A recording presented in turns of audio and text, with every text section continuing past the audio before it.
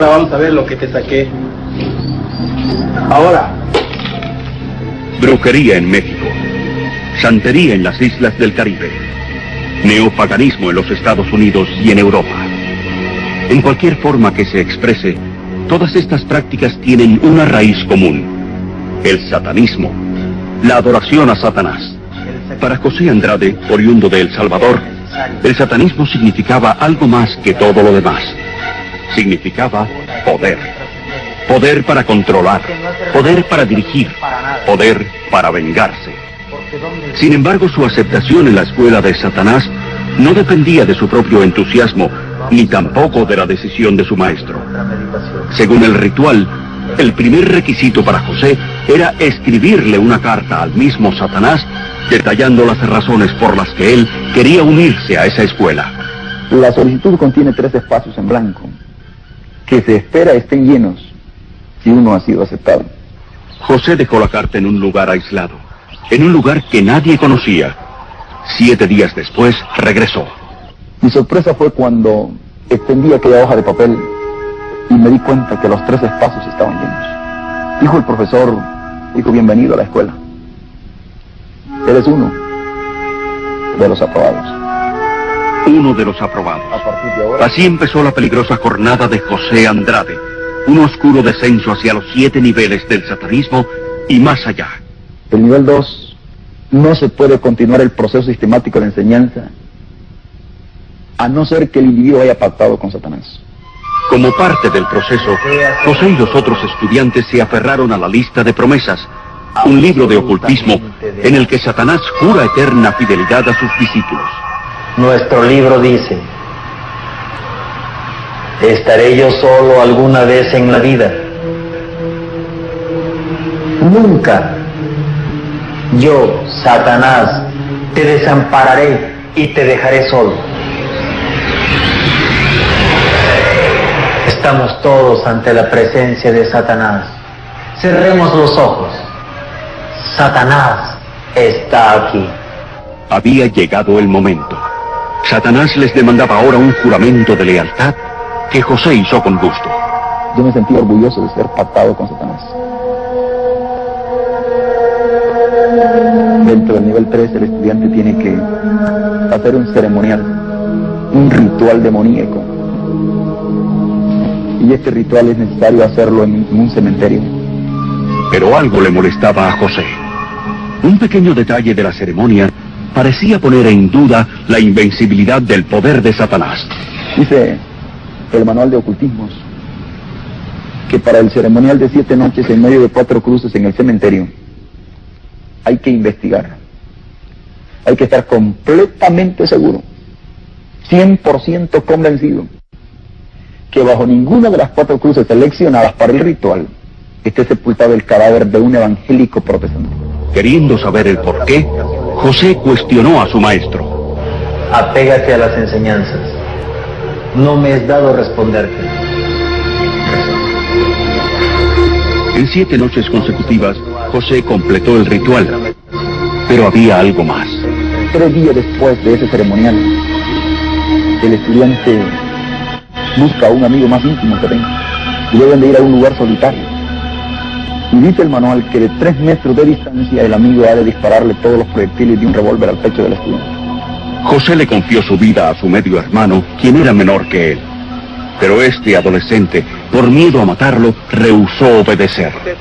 José le explicó luego que si el ritual era ejecutado siguiendo cada detalle, el poder satánico lo protegería de los disparos. Y había un detalle más en el ritual demoníaco. Pero si el amigo, una vez concientizado, no quiere cumplir con el requisito, uno debe de quitarle la vida y tomarse toda la sangre de él, no menos de 20 entradas.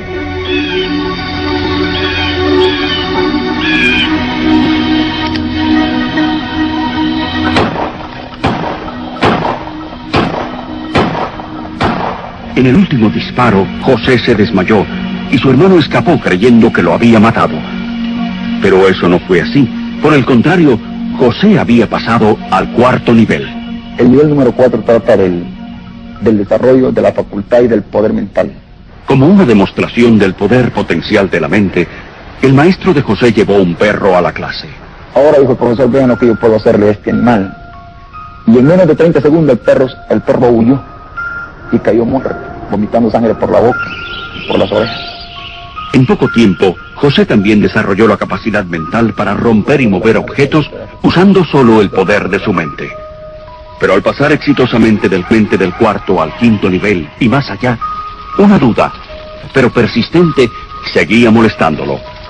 A él nunca se le permitió usar sus crecientes poderes como satanista contra un evangélico. ¿Por qué? ¿Qué poder mayor que un satánico tiene un cristiano? José dejó esas dudas a un lado. Ahora ya había pasado por los 7 niveles requeridos y asumió el papel de maestro por sus propios méritos. El poder que tenía sobre los estudiantes y sobre el mundo en el que vivía parecía ser absoluto, hasta que recibió la noticia de que su mejor estudiante había renunciado al satanismo y se había convertido al cristianismo.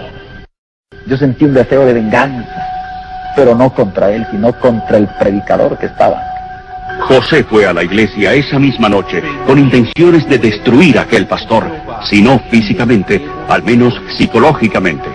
Lo extraño fue que yo apliqué contra él y aquel hombre se veía con toda autoridad de Dios. No había ni la menor perturbación. Yo apliqué la segunda vez, me puse en pie y aún de pie hice el tercer intento contra el predicador. Ni el primero, ni el segundo, ni el tercero dio ningún resultado. Entonces me quedé frustrado, confundido, queriendo huir, pero ya no había por dónde.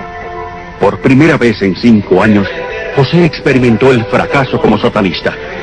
Aleluya. Gloria a Dios. Tome su lugar. ¿Qué dices?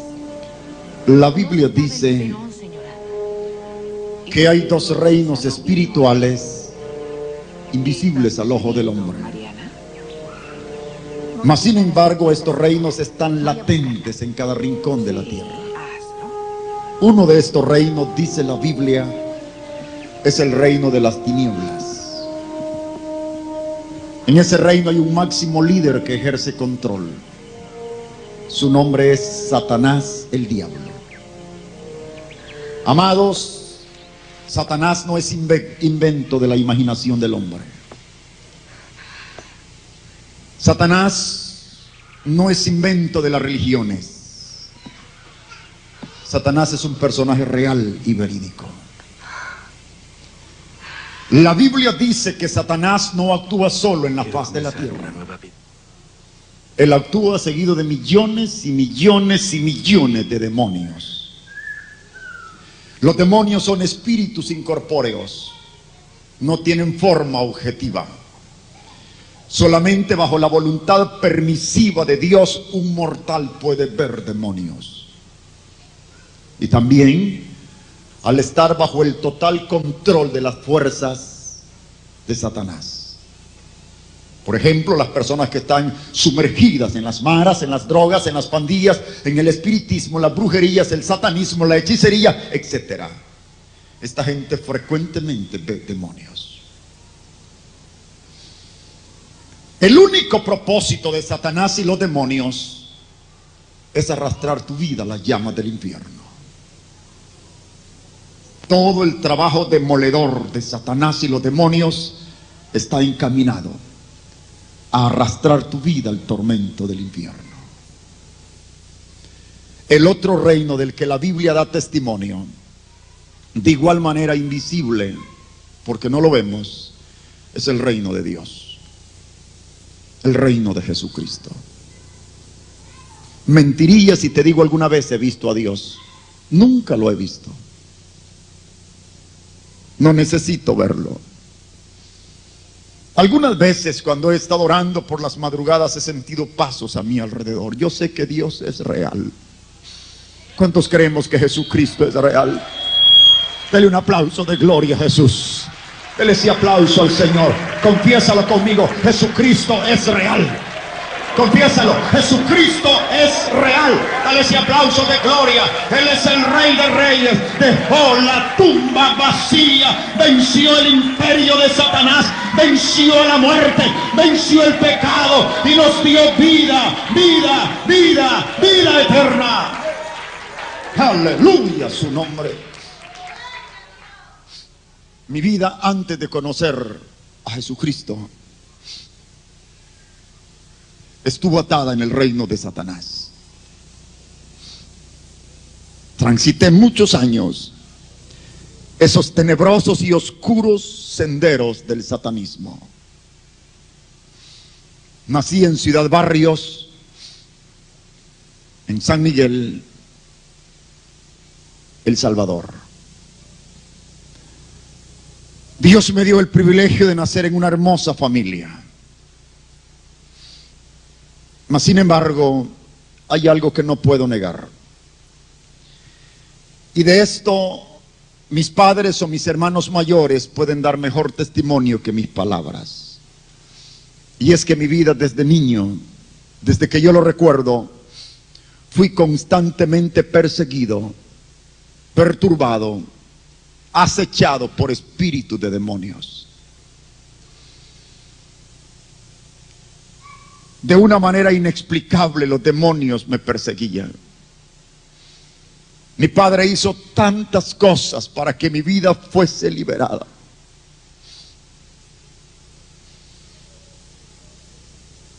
Algunas veces regaban aguas benditas por todos lados. Si la gente se diera cuenta que los demonios solo se sujetan al nombre de nuestro Señor Jesucristo, y que solamente en Jesús está la autoridad de atar y echar fuera demonios. ¿Cuántos creen que el poder está en Jesús? Dale un aplauso de victoria al Señor. Él ya derrotó a Satanás. Él ya derrotó a los demonios. Dale ese aplauso de gloria. La tumba quedó vacía. La tumba quedó vacía. Jesucristo vive.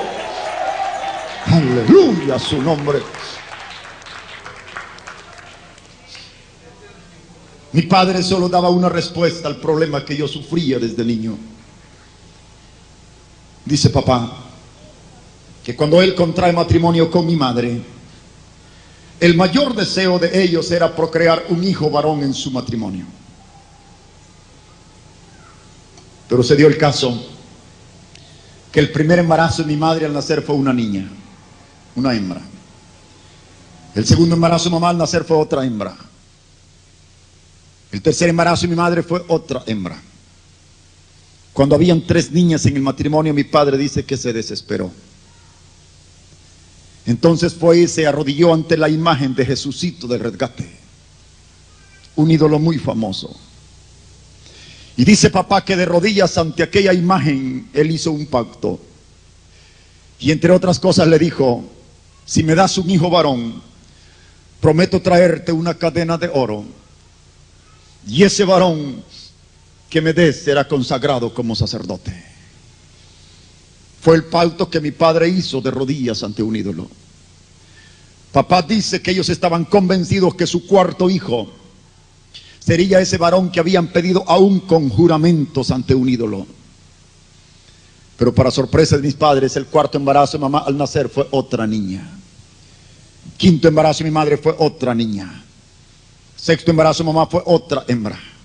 El séptimo embarazo de mi madre fue otra niña. Yo tengo el privilegio de tener 7 hermanas hembras. Ahora entiendo que en todo aquello no había coincidencia ni casualidad.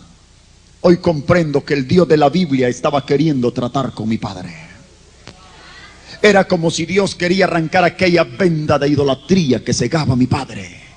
Era como si Dios le estaba diciendo con hechos innegables para que te des cuenta, para que te convenza de una vez y para siempre que los ídolos son muertos, no tienen poder, no te pueden contestar tus juramentos, no te pueden dar respuestas a tus peticiones. Solo hay un Dios que hizo los cielos y la tierra. Solo hay un Dios poderoso y su palabra dice: clámame y yo te responderé. Dale un aplauso de gloria a Dios.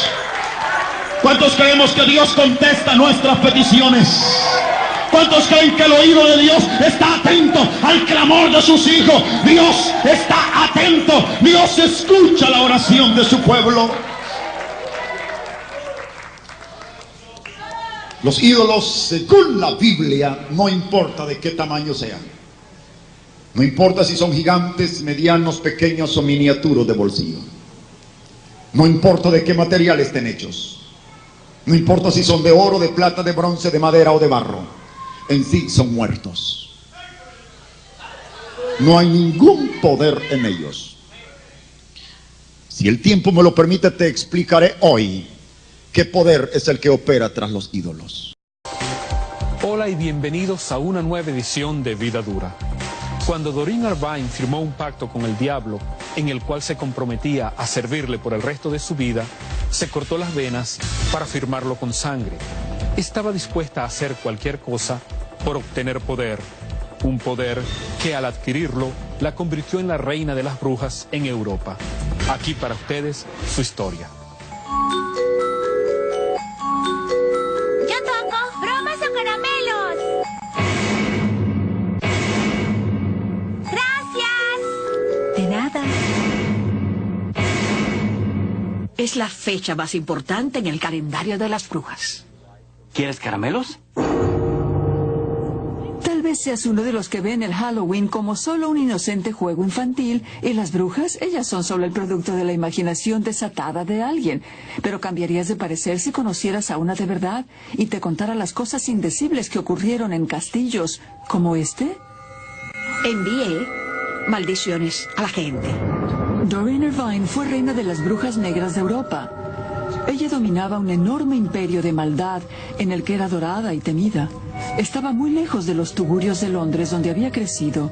Ella fue una niña cockney, los más pobres que existían. Los niños me acosaban insultándome. ¡Cabeza de pulga! ¡Cabeza de pulga! Éramos más pobres que los demás. No teníamos muebles ni teníamos camas donde dormir. Y a menudo tampoco comida. El hogar de Doreen era un lugar frío y espantoso en el que su padre alcohólico mandaba con el puño. Mi padre golpeaba a mi madre y casi nunca la veía sin los labios cortados o los ojos morados. Mi madre se fue de la casa cuando yo tenía 11 años. Nos abandonó a todos. Caminé mucho por allí, dando vueltas y vueltas, y no la hallé. Una gran amargura se apoderó de mí. Una amargura que se intensificó y creció. Siendo adolescente, Doreen estaba en las calles. Era prostituta, adicta a la heroína y ladrona. Bueno, me dije, es mejor que planchar ropa, mejor que fregar pisos todo el día. Era dinero fácil. No quería seguir siendo pobre. Una sentencia leve por robo devolvió a Doreen a las calles, más astuta y endurecida que nunca. Ella recuerda que algunas personas en el Ejército de Salvación intentaron ayudarla. Una me habló sobre el amor de Jesús por mí, y yo le dije, piérdete. Pero ella me miró y me dijo, estás perdida, querida. Tú eres la que está perdida. Se me grabó en la cabeza. Me dije, estoy perdida. Pero no había escapatoria. Doreen siguió viviendo sin rumbo alguno. Pronto los burdeles siniestros y los clubes de striptease la llevaron a un lugar aún más siniestro, un lugar donde vendería no solo su cuerpo, sino su alma. Escuchó a una compañera hablar sobre reuniones secretas en las que cosas emocionantes e increíbles ocurrían. Le cantaba a Lucifer y a algunos dioses y diosas. Había un altar alto con copas y con cuchillos. Había una silla parecida a un trono y había un hombre con una túnica y otro encapuchado también. El líder del grupo satánico se interesó mucho en Doreen. La sedujo con halagos y drogas gratuitas. Pronto estaba lista para ser uno de ellos. Trajeron un gallo blanco, le torcieron el cuello y le cortaron la garganta. Dejaron caer la sangre en una de las copas. Me hicieron una herida en el brazo. Unieron mi sangre con la del gallo y tuve que beberla. Y luego meter un dedo en la copa y firmar un pergamino que decía que serviría al diablo por el resto de toda mi vida. Pronto llegó a ser sacerdotisa y cambiaron su nombre por el de Diana. Tenía el poder de infligir dolores insoportables y al tomar una Biblia con las manos se convertía en cenizas. Podía dejar las manos en las llamas por 15 o 20 minutos.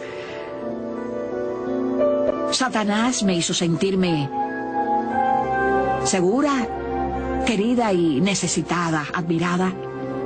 Yo era alguien, era persona. En ese mundo tenebroso y real, Doreen vio que siempre había nuevas áreas que explorar, como la brujería. Las reglas eran diferentes, pero el juego seguía siendo el poder, y Doreen quería tenerlo. Se convirtió en bruja e hizo lo que una bruja debe hacer. Vinieron a Inglaterra para escoger una nueva reina en Halloween.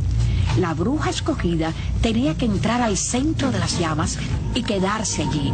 El diablo tenía que aparecer y ser visto al darle la mano a la bruja, conversar con ella y llevarla entre las llamas sin quemarse. Solo ella se atrevió a entrar al fuego.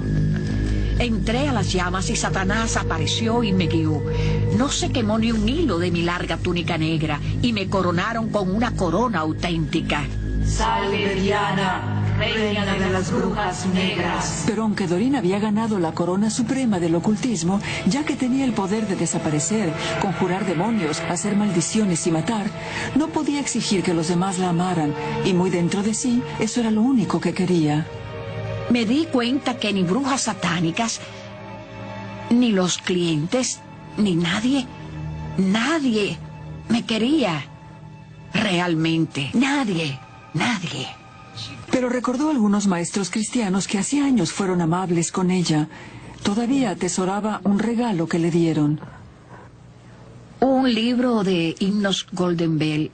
Ese fue el único regalo que recibí cuando era una niña. Lo llevaba a todas partes, hasta la cárcel. Aunque era bruja y satánica, lo guardé. Aunque los satanistas pudieron asesinarla por tenerlo, en sus momentos de mayor desesperación, parte de los himnos pasaban por su mente. El amor de Jesús, precioso, infinito, puro y libre, fuera de mi alcance, pero podía leer sobre él. Pero Doreen estaba más cerca de lo que creía. Una noche salió a interrumpir una reunión cristiana, una tarea rutinaria para una bruja. Al llegar allí, el mensaje de amor de Dios le partió el corazón cruel y endurecido. Miraba a todo el mundo, los miraba airadamente y todo el mundo me miraba y dije, no dejaré que canten. Pero una joven cantante se adelantó y comenzó a cantar. Mientras ella cantaba, recordé mis días en la iglesia. Hasta escuchaba a la maestra decirme, ¿no le darás tu corazón a Jesús? Dije, no, señorita. Luego me vi en las calles, me vi en las cuevas de las brujas, me vi en un templo satánico. Eric Hutchins, el pastor, se acercó y comenzó a predicar. Y recuerdo que me dijo, si vienes a Cristo esta noche y aceptas a Cristo, Él romperá las cadenas y te liberará. Te abrirá los ojos y te dará una vida nueva. Estaba impresionada. Me dije, esta es otra oportunidad. Pero el diablo me habló y me dijo, tú eres mía. Lo oía, no serás salvada, me perteneces. Sentí a los demonios a mi alrededor, sentí las cadenas que me ataban a la silla, pero de repente, no sé cómo, pero me paré y dije, fuera el diablo, fuera los demonios. Lo voy a lograr. Y caminé hacia adelante con lágrimas en el rostro, mientras decía, Jesús, aquí estoy, por favor, recíbeme, recíbeme. Aunque su conversión fue rápida y dramática, pasarían 7 meses antes de liberarse de los 47 demonios que la atormentaban. Demonios que ella había invitado durante años de satanismo y brujería. ¿Finalmente encontraste a alguien que quiso ayudarte? Sí. Un pastor bautista comenzó a cuidarme y a sacar los demonios que me habían poseído por tanto tiempo, tanto. Hoy, Doreen Irvine lleva una vida pacífica en Inglaterra, rodeada de su familia y de sus amigos, disfrutando de su jardín y los himnos que tanto ama. Viaja por todo el mundo para contar a los demás sobre el Dios maravilloso que la liberó. Doreen, ¿hay alguna persona que haya ido demasiado lejos para ser salvado por Dios? No. Él me vio en el club de striptease, me vio en las cuevas, me vio en el templo satánico y un día me salvó. No hay nada que no pueda hacer. Y si puede salvar a alguien como yo, una bruja satánica, prostituta y drogadicta, ¿qué es lo que él no puede hacer? Sé que está vivo, sé que es real, sé que es mío porque Él me cambió. Definitivamente tuvo que ser un poder mayor, el poder que cambió la vida de esta mujer. Ella era capaz de hacer desaparecer personas, de poner maldiciones, aún de matar. Sin embargo, su poder no había sido suficiente para obtener lo que ella nunca había recibido en la vida: amor. Ahora en su nueva vida, amor es algo que ella experimenta y comparte con otras personas. Ya regresamos. Virtualmente todos en la Tierra, sin considerar su religión o nacionalidad, reconocen que existe alguna especie de batalla ocurriendo en el mundo, entre las fuerzas del bien y del mal. Una lucha colosal entre la luz y las tinieblas, la verdad y el error, la opresión y la libertad, lo bueno y lo malo, y finalmente, la vida y la muerte. ¿Cuál es la historia entre esta paradoja evidente? Muchas religiones, así como la Biblia, enseñan que tras el velo tridimensional del mundo físico que vemos, existe otro mundo espiritual que no podemos ver. En esta realidad invisible a nuestro alrededor, sed supremo y justo contra el villano más atroz y maligno. La gran pregunta es, ¿quiénes son esos contendientes y cómo, dónde y cuándo comenzó esta crisis cósmica? Este es el misterio más grande de todas las edades y la historia más fascinante y verdadera que jamás haya sido contada. Esta crisis envuelve a cada persona sobre la Tierra. Sí, a cada persona.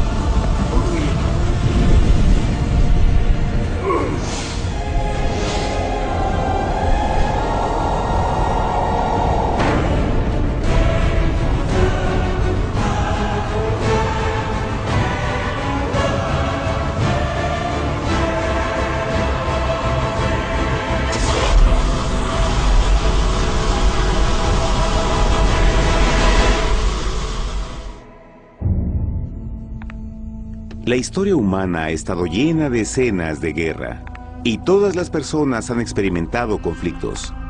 Pero para entender el origen del mal, debemos viajar al pasado, a la primera guerra en el universo. Porque esta guerra no ocurrió en la Tierra. Antes de que nuestro mundo existiera, hubo una guerra en el cielo. Hasta las palabras guerra en el cielo suenan como la última paradoja. Es casi inimaginable para todos que pudiera haber batallas y conflictos entre las creaciones perfectas de Dios en el paraíso. ¿Qué pudo haber causado este conflicto celestial? Por fortuna, un libro antiguo llamado la Biblia nos da suficientes detalles para poder atar los asombrosos cabos. Aunque trágica, también es una increíblemente tierna historia de amor, que va desde el principio de los tiempos tocándonos personalmente a usted, a mí y a cada uno de los individuos de la Tierra. Nuestra historia comienza hace tiempo, en la misma capital del universo, en un lugar llamado Cielo, que estaba lleno de seres angelicales que amaban hacer la voluntad de Dios. Bajo el justo y amoroso gobierno del Creador, todo el cielo disfrutaba de una existencia de felicidad y dicha perfecta. El príncipe supremo del cielo y comandante de los ángeles era el todopoderoso y amoroso Hijo de Dios, mejor conocido con el nombre que tomó cuando vino a la tierra, Jesús. Él era uno en propósito y mente con Dios el Padre. El cielo, bajo el mandato compasivo del Padre, Hijo y Espíritu Santo, probó ser un maravilloso lugar de paz y alegría. Para llevar a cabo las órdenes de Dios, la Trinidad estaba rodeada de un océano virtual de innumerables espíritus ministradores llamados serafines y querubines, o mejor conocidos como ángeles. Estas poderosas e inteligentes criaturas descubrieron su mayor alegría al cumplir las órdenes del Todopoderoso. Pero Dios creó un extraordinario ángel para servir como líder de la multitud celestial entera. La Biblia nos dice que su nombre era Lucifer, que significa portador de luz. Este querubín fue el más grande ser creado por Dios y tenía la posición más cercana al trono de Dios, y estaba directamente bajo la autoridad de Jesús. El trabajo de Lucifer era comunicar la luz y el conocimiento de la voluntad de Dios a todos los otros ángeles. Lucifer fue el ser más espléndido creado por Dios. Era cautivamente hermoso y dotado con poderes asombrosos de liderazgo y organización. Entre los ángeles, él fue muy admirado, respetado y amado como amigo. Aunque Dios previó la miseria que estaba a punto de ser introducida por Lucifer al reino de la luz.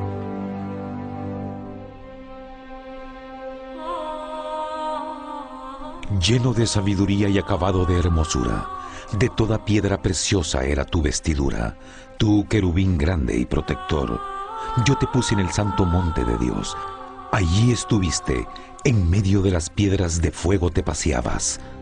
Perfecto eras en todos tus caminos, desde el día en que fuiste creado, hasta que se halló en ti maldad. Cuando Lucifer pudo darse cuenta de su belleza y poder, su corazón comenzó a cambiar gradualmente. Permitió que su enfoque se alejara de Dios y dirigió su amor hacia él mismo. Tal vez nunca entenderemos el cómo y el por qué estas semillas de rebelión germinaron en su corazón. Pero el profeta Isaías nos da una visión del pensamiento de Lucifer. ¿Cómo caíste del cielo, oh lucero, hijo de la mañana? Cortado fuiste por tierra.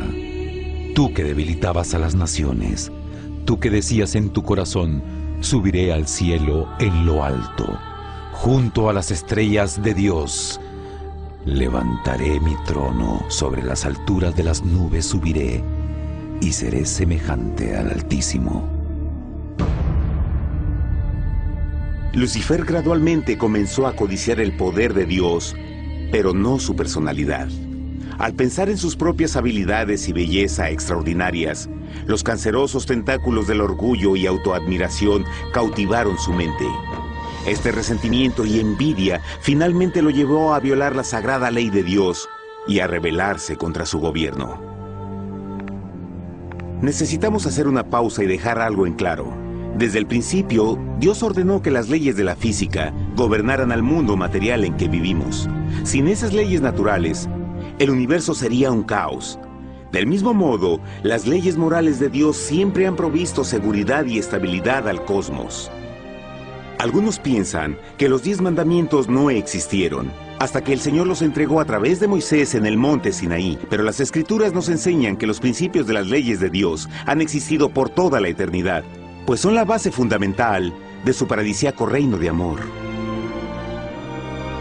Fieles son todos sus mandamientos, afirmados eternamente y para siempre, hechos en verdad y rectitud.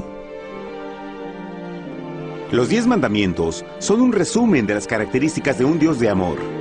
Los primeros 4 mandamientos describen quién es Dios, su poder, su territorio y autoridad. Los últimos 6 describen cómo es Dios, su honestidad, su pureza, su fe. Todas estas cosas siempre han sido verdad y siempre serán verdad. Ahora, por primera vez en la historia de la eternidad, Lucifer comenzó a violar estos principios perfectos. Lucifer sabía que si iba a compartir el poder y estatus de Dios, necesitaría apoyo. Así que se puso a trabajar. Comenzó tortuosamente a circular entre los ángeles plantando semillas de duda y descontento con respecto al liderazgo de Dios. Al mismo tiempo, sutilmente hacía notar sus propias virtudes. Él insinuó que Dios abusaba de su poder divino y sus leyes restringían la verdadera libertad y felicidad de sus criaturas. Con su razonamiento audaz y poder sin igual de influir, Lucifer pudo persuadir a un gran número de ángeles de unirse a su motín.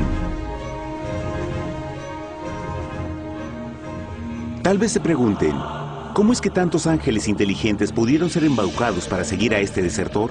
Tengan en cuenta que hasta este punto ningún ángel había escuchado una mentira.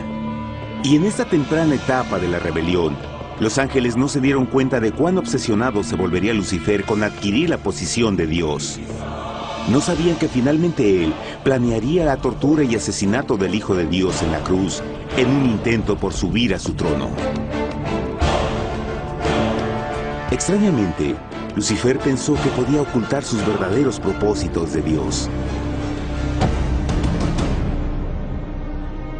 Ay de los que se esconden de Jehová encubriendo el consejo, y sus obras están en tinieblas, y dicen, ¿quién nos ve y quién nos conoce? No crean por un momento que la rebelión de Lucifer tomó a Dios por sorpresa o desprevenido. El Señor sabe todas las cosas, incluyendo los pensamientos de sus criaturas. Él entendía exactamente lo que estaba pasando por la mente de Lucifer. Y en amorosa piedad, Dios advirtió al descarriado ángel del peligro. Pero al final, el orgullo y amor propio no le permitieron a Lucifer arrepentirse. Así que eligió la rebelión total contra Dios en vez de la humilde obediencia. Algunos se han preguntado, ¿esto significa que Dios creó a un ángel defectuoso? No, pero Él creó a Lucifer con la libertad de elección. Verán, la libertad de elección es una cosa maravillosa, pero lleva consigo un increíble riesgo, incluyendo el riesgo de la rebelión y la posibilidad de que el amor de Dios pueda ser rechazado. El amor real no puede venir de una criatura preprogramada. No puede ser forzado. Debe ser voluntariamente dado. Por ejemplo, aun siendo tan lindo como lo es este perro robot, en realidad nunca podrá amarme. Puede hacer que parezca que me ama, pero solo está siguiendo instrucciones preprogramadas. No tiene opción. Y por otro lado, este pequeñito está verdaderamente feliz de verme. Él ha decidido darme su afecto, y con el tiempo, nuestra relación crecerá y se hará más fuerte, mientras lo ame y lo cuide. Del mismo modo, un Dios de amor solo quiere amor genuino de sus inteligentes criaturas. Y para que eso pase, estas deben tener la libertad de elección. La rebelión de Lucifer es la más grande evidencia de que en verdad tenía esa libertad. Y ahora, la pregunta más grande era, ¿cómo respondería Dios a esta crisis? ¿Cómo lidiaría con Lucifer y los millones de ángeles que se unieron a su rebelión? Muchos se preguntan, ¿por qué Dios no destruyó inmediatamente la rebelión? Después de todo, Él pudo fácilmente vaporizar a Lucifer con mandarle un rayo. ¿Pero eso en realidad habría resuelto el problema? No, al contrario. Eso solo habría intensificado las dudas y sospechas que Lucifer ya había plantado en las mentes de los ángeles. Recuerden, Lucifer sabía, como nadie más podría saber, el manejo interno del gobierno de Dios. Su destrucción se habría visto como parte de un gran encubrimiento, y la razón que motivara el servir a Dios hubiera sido el miedo a las represalias y no el amor. No, el Señor sabía en su sabiduría que la mejor forma de enfrentar la crisis era permitiendo que siguiera su curso. Esta sería la única forma en que se aseguraría de que el mal no se levantara otra vez. Dejad crecer juntamente lo uno y lo otro hasta la siega. Y al tiempo de la siega yo diré a los segadores, recoged primero la cizaña y atadla en manojos para quemarla, pero recoged el trigo en mi granero. En la parábola del trigo y la cizaña, Jesús describe que un tiempo de crecimiento es necesario para que una planta revele su naturaleza. En su entendimiento infinito, Dios sabía que con el tiempo el carácter real de Lucifer sería expuesto y que los amargos frutos de su rebelión se volverían visibles a todos. Hasta ahora los ciudadanos del universo No estaban familiarizados con el pecado y a dónde los llevaría. Pero eso cambiaría cuando ellos vieran por sí mismos su terrible naturaleza autodestructiva. Al final, la sabiduría y amor del gobierno de Dios se mantendría por siempre confirmado y el universo estaría seguro. Cuando Lucifer y sus seguidores llevaron su rebelión abiertamente, el Señor supo que no habría paz si se les permitía quedarse en el cielo. Debía ponerse un límite, tomar acción y desalojar a los rebeldes. Pero Lucifer y sus seguidores nunca se irían por su propia voluntad o pacíficamente. El siguiente paso era la guerra.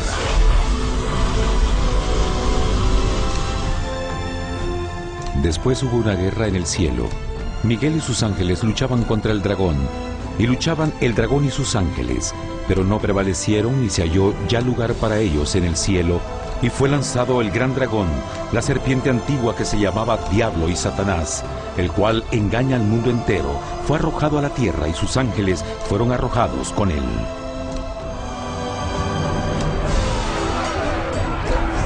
La Biblia no nos revela exactamente qué armas se usaron o cuánto duró este conflicto cósmico. Pero esta guerra fue como ninguna que los ojos mortales hayan visto jamás. Apocalipsis 12:4 nos dice que finalmente Lucifer y un tercio de los ángeles de Dios fueron físicamente expulsados del cielo.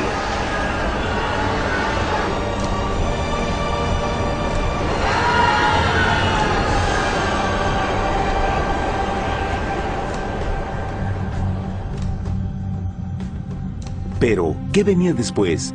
Lucifer ahora tenía millones de ángeles de su lado, pero necesitaba un pedazo de suelo desde el cual continuar su rebelión. Pronto, demasiado pronto, el universo comenzó a entender lo doloroso y costoso que el pecado podría llegar a ser. Y la guerra no había terminado, apenas comenzaba. Lucifer, el portador de luz, ahora se volvió Satanás, el adversario.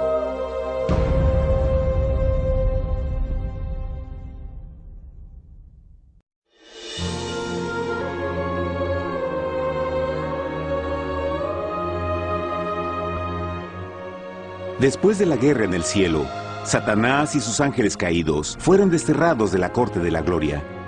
Por un tiempo el diablo y sus demonios vagaron por el universo, buscando inútilmente mundos que se compadecieran y que se unieran a su rebelión.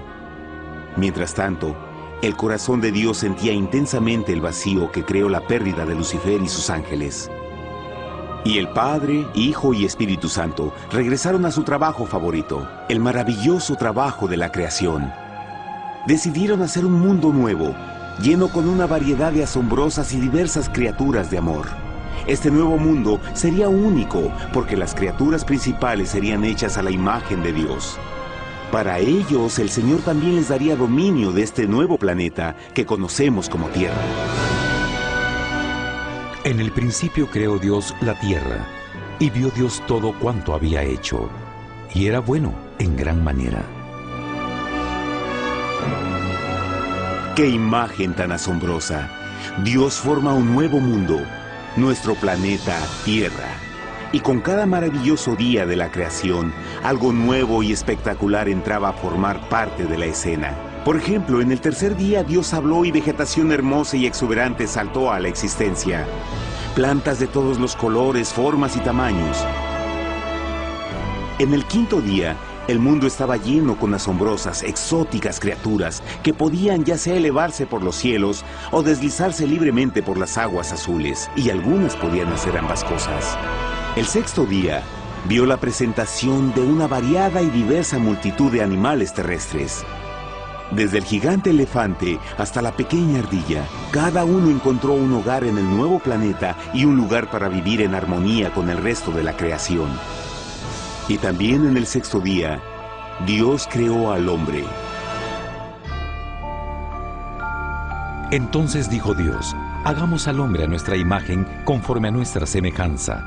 Entonces Jehová formó al hombre del polvo de la tierra y sopló en su nariz aliento de vida, y fue el hombre un ser viviente. Y Jehová plantó un huerto en Edén, al oriente, y puso ahí al hombre que había formado.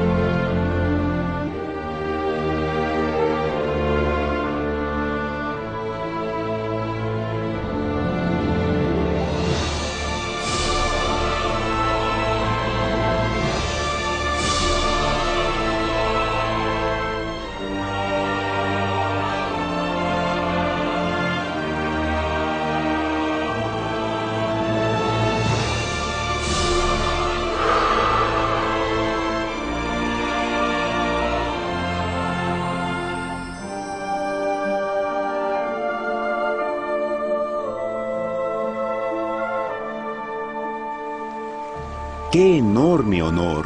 Ser creado a la semejanza de Dios. Ser un individuo libre pensador y totalmente autónomo. Al principio, el hombre no notaba su desnudez. Probablemente eso fue porque antes del pecado, él estaba vestido con gloria y luz.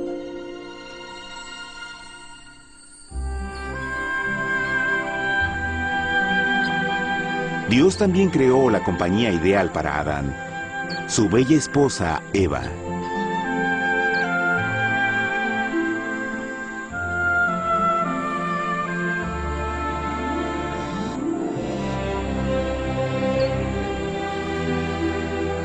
La alegre pareja fue colocada en un magnífico jardín perfectamente diseñado para aumentar su felicidad. A Adán, Eva y a las otras criaturas de la tierra también les dieron el privilegio divino de procrearse a su propia imagen. La intención de Dios fue que la raza humana tuviera dominio sobre este paraíso perfecto para siempre. Eternamente felices y sanos, trabajarían con la flora del jardín de Dios, mientras disfrutaban del afecto y compañía de todas las criaturas bajo su cuidado. El ambiente que nuestros primeros padres experimentaron fue muy diferente al mundo de hoy. Las rosas no tenían espinas, los insectos no mordían ni picaban, y los leones y ovejas jugueteaban juntos. Pero la bendición más grande era que los humanos vivían en perfecta armonía con su Creador. Cada séptimo día, Adán y Eva descansaban de su placentera labor y tenían una gozosa comunión con la visita de su Creador. Era un mundo espléndido y maravilloso. Y este estado de felicidad habría continuado por la eternidad si nuestros primeros padres hubieran mostrado fidelidad con una simple prueba. Pero del árbol del conocimiento del bien y del mal no comerás, porque el día que de él comas ciertamente morirás. Puesto que el adversario había contaminado el universo con su rebelión, el Señor vio la necesidad de una simple prueba de amor y lealtad. ¿Recuerdan? Los ángeles buenos vieron a un tercio de sus amigos ser expulsados del cielo durante la guerra. ¿Cómo podrían estar seguros que estos nuevos humanos no se unirían a Lucifer y causarían más problemas? Así que el Señor plantó un árbol único en el jardín. Un árbol cuyo fruto no debía ser comido so pena de muerte. Al pasar esta simple prueba de obediencia, Adán y Eva mostrarían su lealtad hacia Dios y su fe en su palabra. Aún más, era una prueba de amor. Por eso Jesús dijo en Juan 14, «Si me amáis, guardad mis mandamientos». Pero alguien más supo de esta prueba de fe y estaba determinado a usarla en su favor. Satanás estaba muy celoso de los humanos, quienes felices disfrutaban de la bendecida vida que él perdió. Su feliz existencia estaba en total contraste con la suya, la cual ahora estaba llena de culpa, pecado y miseria.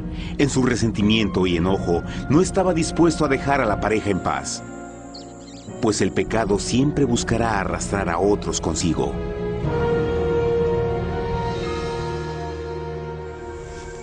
Así, un día en que Eva estaba concentrada en su placentero trabajo, se encontró sola y peligrosamente cerca del árbol prohibido.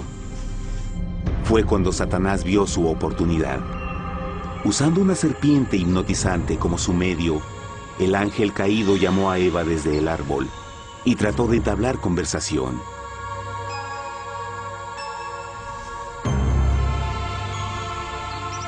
Sus palabras encantadoras fueron cuidadosamente calculadas para infundir desconfianza a Dios.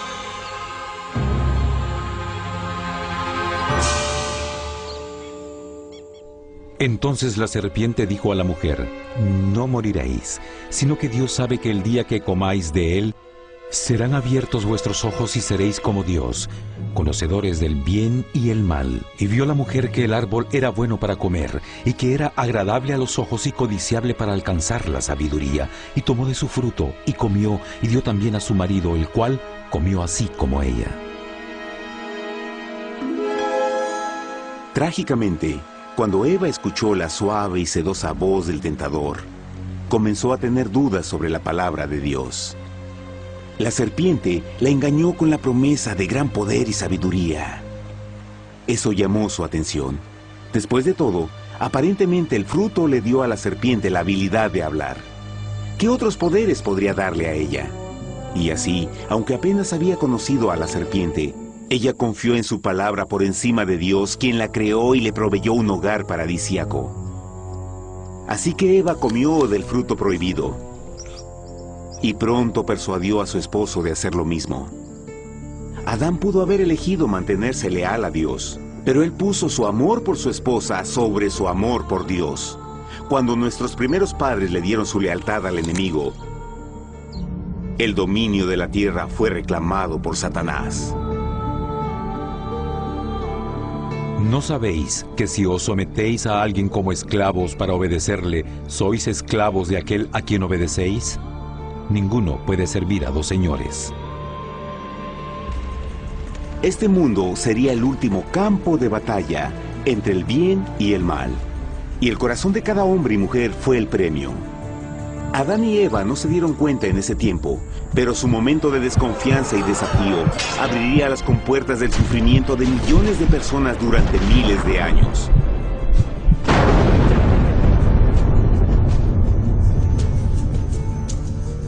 Por tanto, como el pecado entró en el mundo por un hombre, y por el pecado la muerte, así la muerte pasó a todos los hombres, por cuanto todos pecaron. Nuestros primeros padres pronto se enfrentaron al terrible resultado de su pecado. En su estado santo, Adán y Eva resplandecían con túnicas de gloria. Después de pecar, sus túnicas naturales de luz se desvanecieron y se sintieron mortificados con la sensación de su desnudez. Vergüenza y temor reemplazaron su alegría y paz y trataron de cubrir su desnudez con hojas. Ahora también se encontraban bajo la constante influencia del diablo. Cediendo a la tentación, habían debilitado su naturaleza y Satanás había ganado poder sobre la humanidad. Las personas no podían resistir a las tentaciones del diablo con su propia fuerza. Por último, y lo más aterrador, se encontraban viviendo bajo la pena de muerte inminente. Dios les había advertido que la desobediencia traería la muerte. Ya habían experimentado la muerte espiritual. ¿Cuánto tiempo pasaría para que sufrieran la muerte física también? En ese punto su futuro no tenía nada más que oscuridad y desesperación. Echó pues fuera al hombre, y puso al oriente del huerto de Edén querubines, y una espada encendida que se revolvía por todos lados para guardar el camino del árbol de la vida. Igual que el pecado provocó que los ángeles caídos fueran expulsados de su hogar celestial, ahora por la desobediencia, Adán y Eva fueron sacados de su jardín, su hogar en el paraíso. Todo a su alrededor estaba cambiando rápidamente y la humanidad se encontró susceptible a las penas, enfermedades y finalmente a la muerte. Hasta los animales y plantas estaban infectados por la terrible maldición. Las espinas y cardos ahora aparecían en árboles y flores, y los animales que anteriormente eran gentiles comenzaron a matarse y devorarse unos a otros. El peor resultado fue que el pecado separó a la humanidad de Dios. Pero vuestras iniquidades han hecho división entre vosotros, y vuestro Dios y vuestros pecados han hecho ocultar de vosotros su rostro para no oír. En la creación, a Adán y Eva se les dio el honor de hablar con los ángeles y hasta con el Hijo de Dios cara a cara. Pero Dios es tan puro y santo que ningún mal puede existir en su presencia. Ahora que los primeros humanos habían pecado, Dios alejó su santa presencia de ellos por su propia protección. El pecado había quemado una catarata en el alma del hombre que ya no podía ver la dimensión espiritual. Desde ese momento en adelante, la comunicación con el cielo sería limitada. Conforme estas maldiciones cayeron sobre Adán y Eva, el corazón de Dios se llenó de tierna compasión. La ley que habían roto no podía ser alterada para salvarlos, pues es tan sagrada e inmutable como Dios mismo. El Señor sabía que había solo una forma en que el hombre podía ser redimido. Así que un plan fue revelado, nacido desde el fondo del corazón de Dios. Un plan para salvar al hombre de su cita con la muerte eterna y restaurar todo lo que se había perdido con el pecado. Sería un asombroso intento en su intensidad, alcance y poder, pero sería un plan que también implicaría un enorme sacrificio.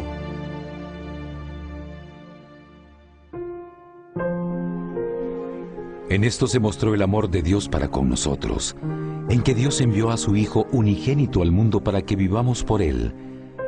En esto consiste el amor, no en que nosotros hayamos amado a Dios, sino en que Él nos amó a nosotros y envió a su Hijo en propiciación por nuestros pecados. Las Escrituras claramente enseñan en Romanos 6:23, el costo del pecado es la muerte. La ley rota demandaba la vida del pecador. Y solo había uno en todo el universo que podía calificar como sustituto de la humanidad. El Creador solo podía pagar la deuda de sus criaturas al tomar su lugar. Así, Jesucristo, el Hijo de Dios, por voluntad aceptó dejar la pureza, gloria y seguridad del cielo. Él vendría a morir en nombre del hombre en su malvado y renegado planeta. Él nacería como un inocente e indefenso bebé, soportaría una vida de pena y vergüenza, y aún así viviría una perfecta y victoriosa vida. Finalmente, Él tendría una muerte humillante para poder ser sustituto de la humanidad caída. Por su sacrificio, la humanidad asombrosamente recibiría una oportunidad más de tener vida eterna. Su sangre proveería el rescate para el mundo que había sido raptado por Satanás. Este maravilloso plan de redención fue gráficamente ilustrado en el sistema de sacrificios de animales ordenado por Dios después de la caída del hombre. El Señor había advertido a Adán y Eva que morirían el día que comieran del fruto prohibido.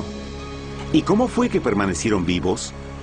La Biblia nos dice que inmediatamente después de su pecado, Dios les proveyó ropa en la forma de pieles animales. Es digno de notar que Apocalipsis se refiere a Jesucristo como la oveja, que fue muerto desde el principio del mundo. Esto indica que una oveja fue sacrificada el mismo día para prevenir sus muertes inmediatas. Por fe, en este sacrificio sus muertes fueron simbólicamente transferidas de ellos a la criatura inocente. La oveja, por supuesto, era la representación de Jesús. Y así, un rayo de esperanza fue provisto en una situación de aparente oscuridad y desesperación. A través del arrepentimiento y la fe en la sangre del Mesías venidero, cualquier humano podría ser una vez más hijo de Dios. Pero a pesar de este maravilloso plan, Satanás aún tenía dominio sobre la tierra, y la vida en este mundo no sería fácil. En el mundo tendréis aflicción, pero confiad, yo he vencido al mundo. Naturalmente, muchos se preguntan, ¿cómo un Dios amoroso y poderoso permite penas y sufrimiento en nuestro mundo actual? Pero está claro desde el Génesis que Dios nunca quiso que conociéramos la pena y tribulaciones de esta vida. Cuando el mundo salió de la mano de Dios, la tierra era un maravilloso paraíso. Fue el pecado de Adán y Eva lo que le dio a Satanás el derecho a reclamar control de este planeta. Debido a su trágica elección, el diablo y sus acólitos ganaron el poder de tentar y atormentar a los humanos, infligiendo la enfermedad, el dolor y el sufrimiento. Podría ser mejor preguntar, ¿por qué Satanás tiene control total sobre la humanidad? Jesucristo. Tal vez ya se dieron cuenta que la muerte de Jesús en la cruz nos dio a cada uno de nosotros la oportunidad de ser salvados. Pero en realidad hizo mucho más que eso. Cuando el Salvador ofreció su vida para redimir a la tierra, ese acto ponía restricciones al control de Satanás sobre la humanidad. Satanás no podría forzar nuestra voluntad y su poder de lastimarnos sería limitado. El sacrificio de Cristo también nos brindó un tiempo de prueba, durante el cual podríamos ver la diferencia entre el gobierno de Dios y el de Satanás, y luego decidir a quién serviríamos.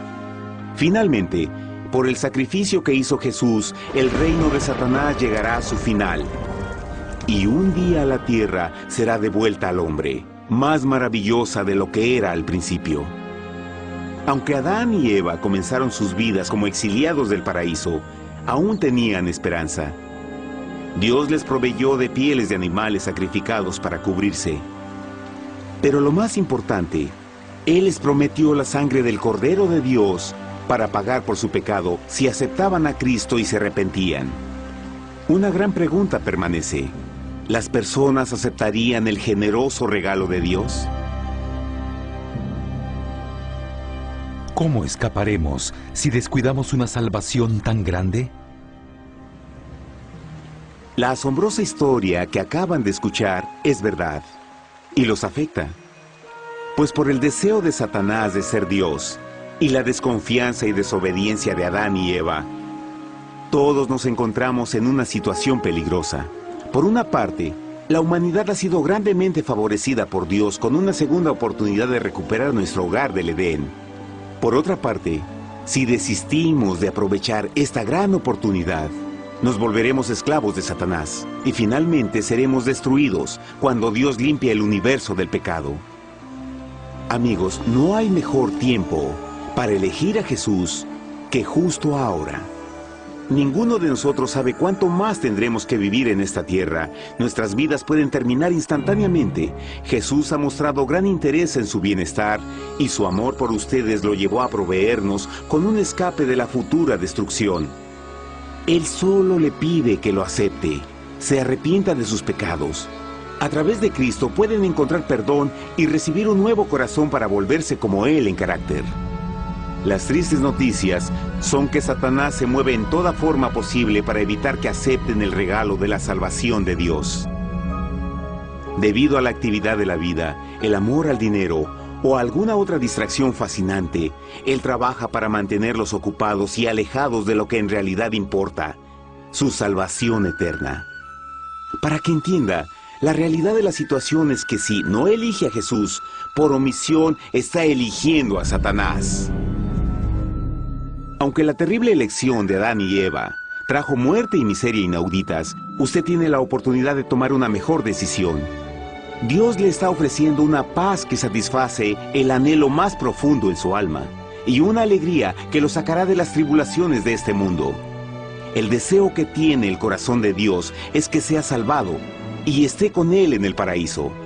Pero el único que puede mantenerlo fuera del cielo es usted. Imagine lo trágico que sería si innecesariamente rechaza este precioso regalo. Usted puede elegir hoy aceptar la salvación que Dios ha prometido. De hecho, en este mismo momento puede aceptar la vida eterna a través de Jesucristo. ¿Puedo invitarlo a que me acompañe ahora mismo en una simple oración aceptando su maravillosa oferta? Por favor, repita después de mí. Querido Padre Celestial, vengo a ti ahora y humildemente pido tu perdón. Señor, confieso que soy un pecador y he violado tu santa ley. Entiendo que la pena por el pecado es la muerte. Creo que Jesucristo sufrió y murió en la cruz para tomar el castigo por todos mis pecados.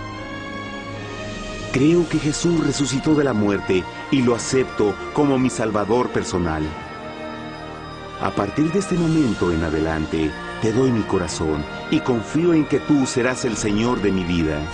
Por favor, perdona todos mis pecados y envía a tu Espíritu a ayudarme a hacer tu voluntad. Te agradezco por tu gran amor y acepto tu regalo de vida eterna.